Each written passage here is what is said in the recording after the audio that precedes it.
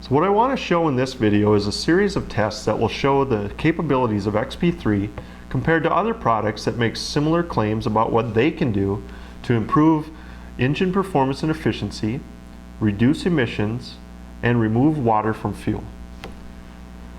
For this first demonstration, I have several products here that make very specific claims about burning clean, reducing emissions, or cutting smoke and soot from engine exhaust. I'm just going to read from the labels on each of these products to see what I'm talking about. So this one here says it contains special clean burning additives and generates fewer emissions, helps to generate fewer emissions. This one here says reduces exhaust emissions up to 50%. This one here, right on the front of the bottle, stops smoking.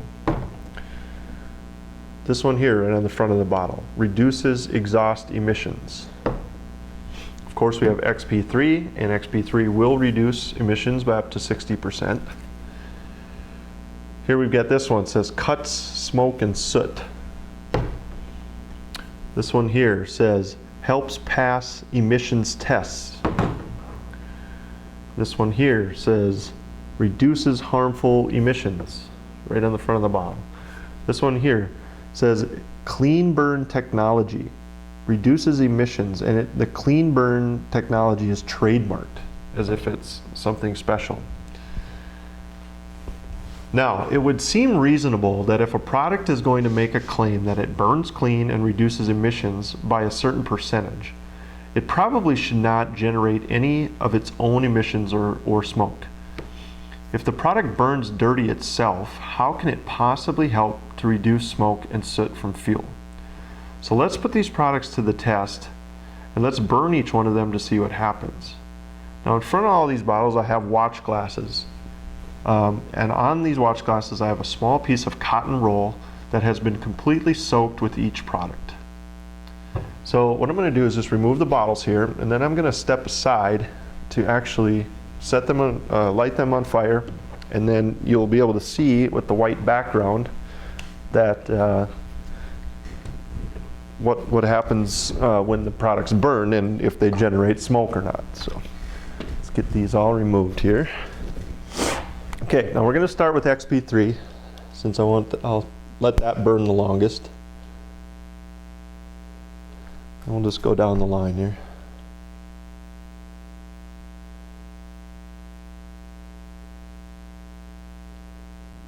In the middle, you can see Xp3 is burning very clean. There's no smoke or soot coming off of that.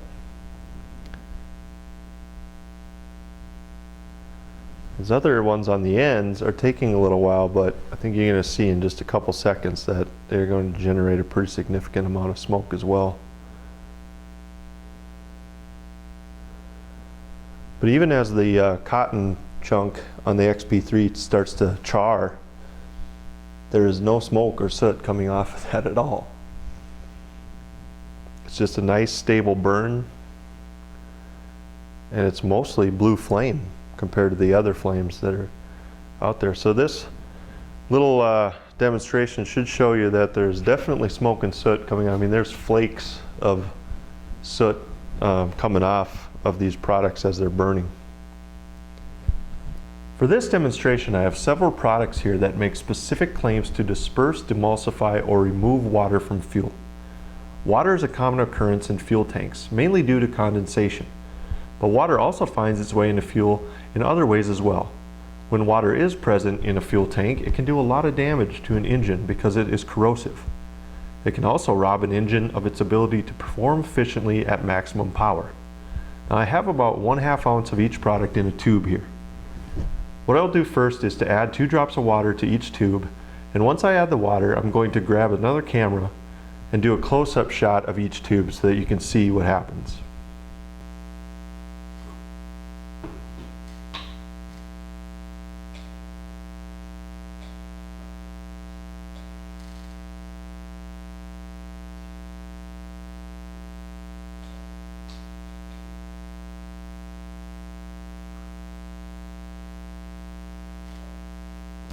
Like I said, each one of these products actually claims to remove water. Let's say right on the bottle, removes water or disperses water.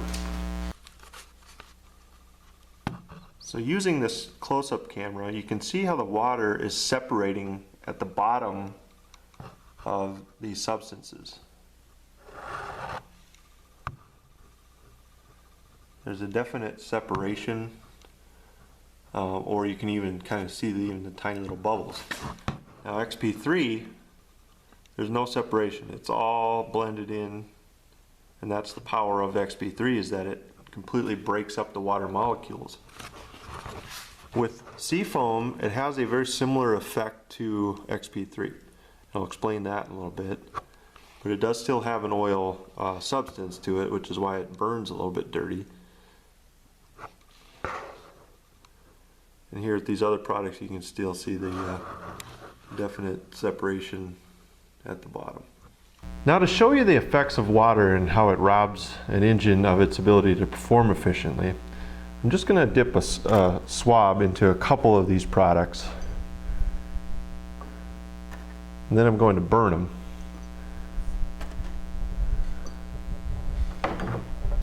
And what this is going to do is it's going to simulate what happens during the combustion process. What happens is that there is a misfiring as the flame tries to burn the water. And of course, water doesn't burn, so the combustion is incomplete and inefficient. Water takes the place of the fuel that could be burning to help generate the power. You can hear a little bit of that crackling and popping. That's the misfiring going on. You can see how dirty that product burned.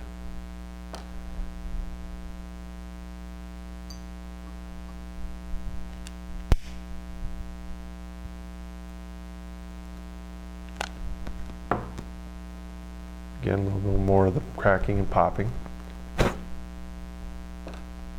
you've ever been at a campfire with wet wood, you know exactly what it's like. I mean, it pops and cracks because it's trying to burn the moisture out. Here you really get the effect of this product. Now let's burn Xp3 with the water in it.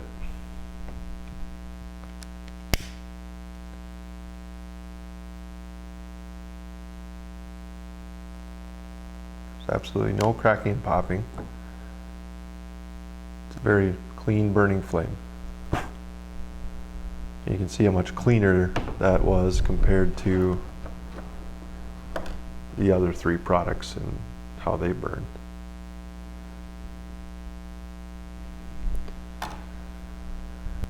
Now, going one step further, I want to provide additional proof that Xp3 has completely broken up the water and dispersed it through the substance.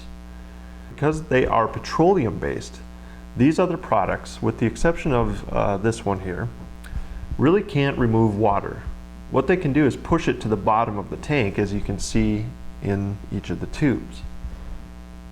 But that doesn't necessarily mean that it's removing the water. Unfortunately, when the tank is moving, which is often the case with a vehicle, the water is briefly suspended into the fuel, and then it passes through the fuel system in the engine.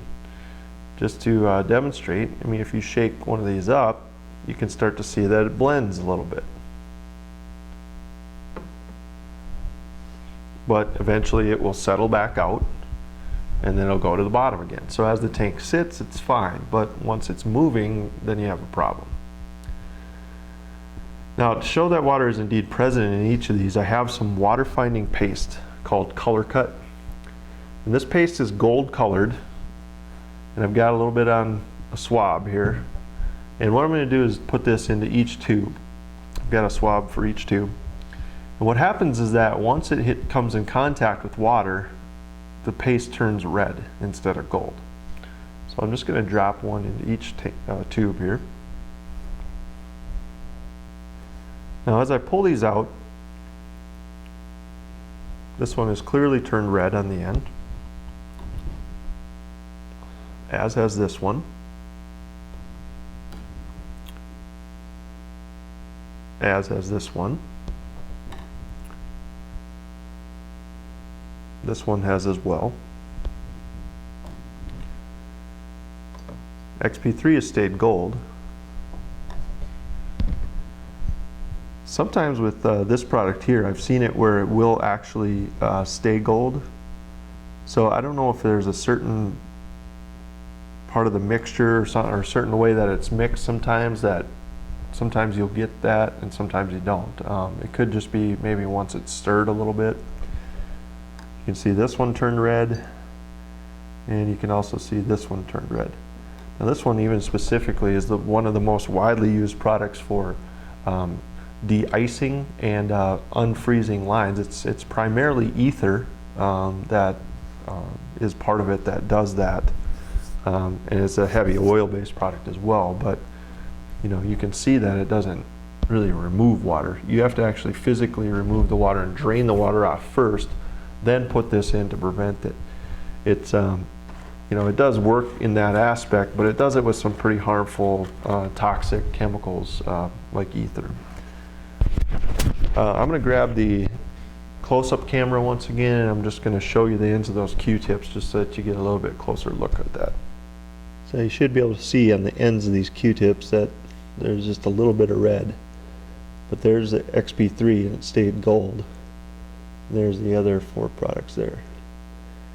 And again, here are the products that we are referring to.